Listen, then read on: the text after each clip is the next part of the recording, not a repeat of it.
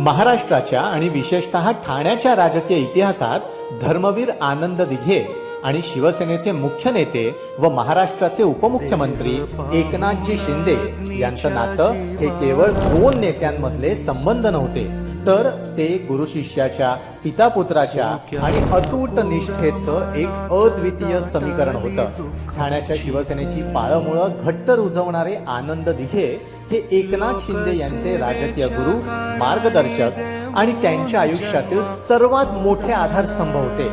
इथे या आधारस्तंभ शब्दाचा तंतोतंत अर्थच घ्यायला हवा, कारण एकनाथ शिंदे यांच्या आयुष्यातील कठीण काळातही केवळ दिलासा म्हणून नाही, तर भक्कम आधार म्हणून धर्मवीर आनंद दिघे साहेबच उभे राहिले। धर्मवीर आनंद दिघे यांच्या कार्यशैलीचा पगडाच जणू त्या काळातल्या ठाण्यातल्या प्रत्येक शिवसैनिकाच्या मनात ठसला होता। त्यामुळेच दिघे साहेबांच्या जनता दरबाराची आणि सर्वसामान्य माणसासाठी धावून जाण्याच्या कार्यपद्धतीची छाप एकनाथ शिंदे यांच्यावर स्पष्टपणे दिसते। दिघे साहेबांच्या पावलावर पाऊल ठेवत एकनाथ शिंदे यांनी ठाणे, कल्याण, डोंबिवली आणि गडचिरोली सारख्या भागात शिवसेनेचा विस्तार केला। 24 तास जनतेसाठी उपलब्ध राहणं, कठीण प्रसंगात स्वतः जमिनीवर उतरून मदत करणं ही दिघे साहेबांची शैली एकनाथ शिंदेंनी पुढे सुरू ठेवली। 1980 आणि 90च्या दशकात ठाणे, कल्याण, डोंबिवली, अंबरनाथ आणि भिवंडी परिसरात शिवसेनेची ताकद वाढवण्यासाठी आनंद दिघेंनी जी आंदोलनं केली, त्या प्रत्येक आंदोलनात एकनाथ शिंदे आघाडीवर होते।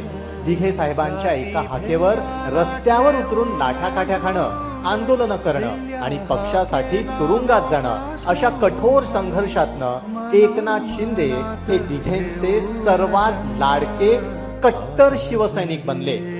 2001 मध्ये आनंद दिघे यांच्या अचानक झालेल्या दुर्दैवी निधनानंतर ठाणे जिल्ह्यातली शिवसेना पोरकी झाली होती।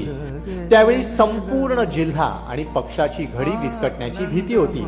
अशा कठीण कालावधीत एकनाथ शिंदेंनी पुढे येत आनंद दिघेंचा राजकीय वारसा अत्यंत सक्षमपणे हाताळला।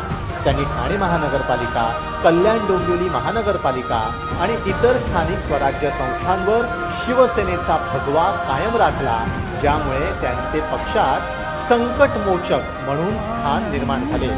2022 मधील राजकीय बंडानंतर जेव्हा एकनाथ शिंदे यांनी महाराष्ट्राचं मुख्यमंत्रीपद भूषवलं, तेव्हा त्यांनी जाहीरपणे सांगितलं की हे सरकार हिंदू हृदय सम्राट बाळासाहेब ठाकरे आणि धर्मवीर आनंद दिघे यांच्या विचारांचं सरकार आहे।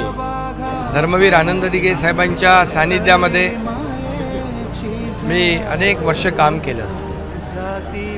त्यांचा आदर्श, त्यांची शिकवण, त्यांची कार्यपद्धती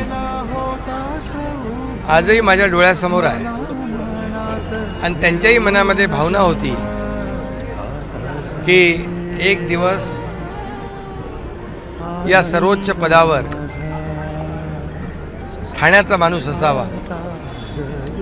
मला ती भावना त्यांची बहीण अरुणाताईंनी बोलूनही दाखवली। आनंद दिघे आणि एकनाथ शिंदे यांचं नातं राजकारणापलीकडचं आणि अत्यंत संवेदनशील होतं।